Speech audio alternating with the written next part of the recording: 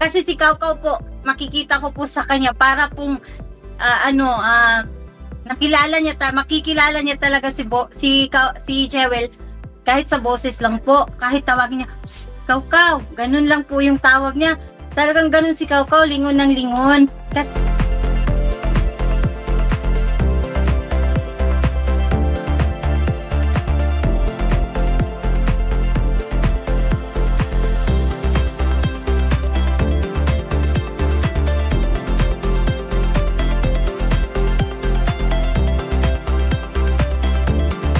yung first time pa lang namin na nalapitan si Kaukaw, talagang sinungayan po niya kami.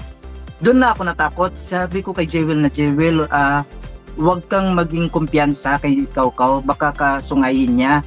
Tapos, hindi ko alam ma'am na nagsisikreto na pala si Jewel na lapitan si Kaukaw.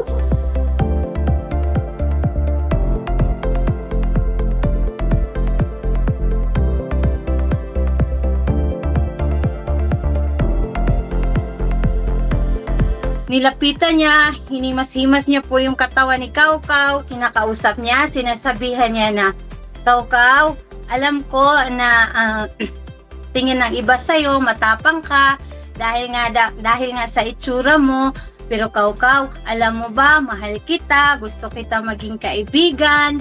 Saka siya sasandal o hahawa kay Kaukaw po.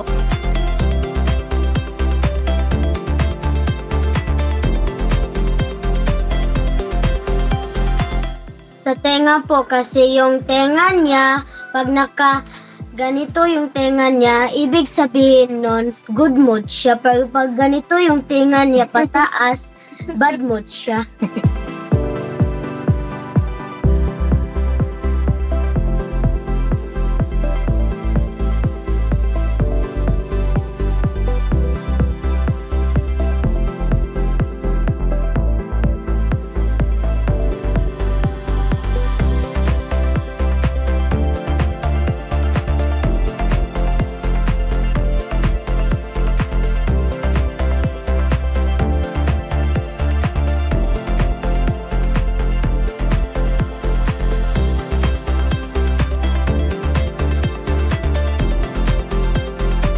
Totoo nga pala, kahit gaano man kabangis ang isang hayop, kapag pinakitaan mo ng tunay na pagmamahal, pagmamahal rin po yung igaganti mo nila sa'yo.